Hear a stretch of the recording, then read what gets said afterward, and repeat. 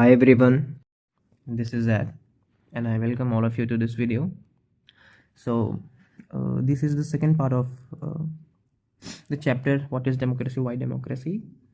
So in the first video we have gone through the overview of this chapter. We have done with the etymology uh, of the term democracy. Where does the word come from? Okay, the word democracy. We have done the simple definition of democracy. So in this video we will be discussing the our next topic, which is the features of democracy. So before moving further on our topic, first we have to understand this. So this is the cartoon which is given in the Ncert, which is needed to be studied. So what is this cartoon showing? You can see that there are some soldiers who are holding the banner of democracy and try to put it on the ground. So this cartoon shows that some people were trying to impose the democracy over somewhere. So these soldiers are the soldiers from United States. So let me tell you the story that in 2003 the United States invaded Iraq and they tried to set up the democratic form of government there. Okay, so why this is not the correct method? Because democracy is not such a kind of a form of government which can be implemented forcefully. Democracy can be implemented somewhere where people want to implement democracy in the country. Okay, so it cannot be just be applied forcefully. Okay, and why does the democracy word written in such a manner where the letter M is written in a capital letter? So this letter M is denoting a food brand which is called McDonald's. You must have heard this. So this is a American based food company. Okay, so they are trying to give the impression, as we know that food is a part of culture. So and democracy is considered as one of the best form of government for any country. So basically they are trying to influence the Iraq with the culture as well as a democratic form of government. I hope you understand. Now let's come to our topic, which is the features of democracy. So as we have seen the simple definition that democracy is a form of government in which the rulers are elected by the people. Now let me ask you a question, that if we talk about the definition, there are three words mentioned: rulers, elected, and people. So who are those rulers? What is the method of election? What is the type of election? And who are the people who will elect the rulers? Okay, so these three questions are very important. Now if we see the question asked here, who are the rulers in this definitions? What kind of election constitutes a democratic election? And who are the people who can elect the rulers or get elected as rulers?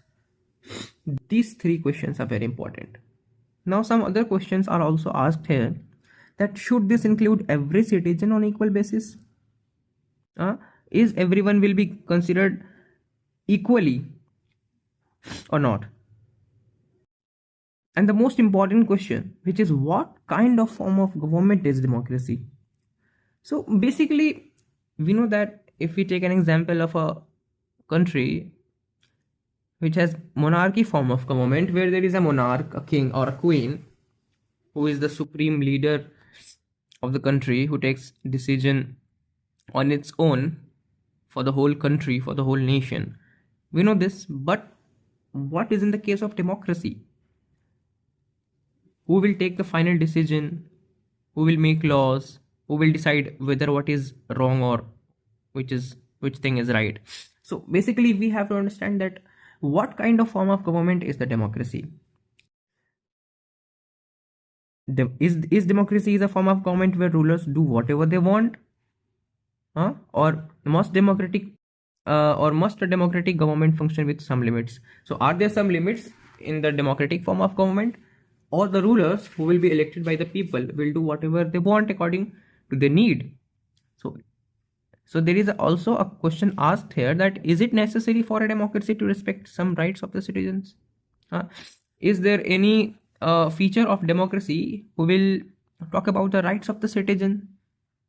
So these are the important questions which have asked here to build a basic understanding for the features for democracy. Okay, so we will be learning the features of democracy, each and every feature with a story. Okay, so this is the first story, and after ending this story we will have one feature of democracy. So let's begin with the first story. So in Pakistan, there was a person called Pervez Musharraf. He was the general in the military. What he did a military coup in October 1999. So what is military coup? It is written as coup, but spoken as coup. Okay. So Pervez Musharraf led a military coup in 1999. So what is military coup? Military coup means when a person overthrew a democratically elected government. Okay, so there is a stable government, there is a stable democratically elected government in a country, but if someone overthrew this elected government and declare himself as a chief head of the country or the government, especially by a military commander or a military personnel, then it is said as military coup. Okay, so he led a military coup in 1999, and what he did, he declared himself as a chief executive of the country. Okay, and later in 2002 he held a referendum in a country. So a referendum is something where all the people of the country vote over a thing, whether it should be imposed in a country or not. So there is a thing in a referendum, and all the people of the country have to vote either yes or either no on this thing, that whether this should be imposed on this country or not. Okay, now what he did further, he amended the constitution of Pakistan. Okay, and according to this order, what he amended that the president can dismiss the national and provincial assemblies. So you can see here that he is deciding the election for the provincial assemblies and the national assembly. And another thing which he amended is that the cabinet will be supervised by a National Security Council which is dominated by military officers. So for example, this is the executive council of the government, and this body will be controlled by military officers. So basically this executive body, or you can say the cabinet, will have more or less influenced by the military officers. So they will not be able to take their decisions independently. So elections were held in the Pakistan on provincial as well as on the national level. So what was the outcome of the election? The elected representatives have some powers, but the final power rested with military officers and General Musharraf himself. So what we can understand from the story, that even after conducting election, the final power retained with whom? With the military officers and General Musharraf.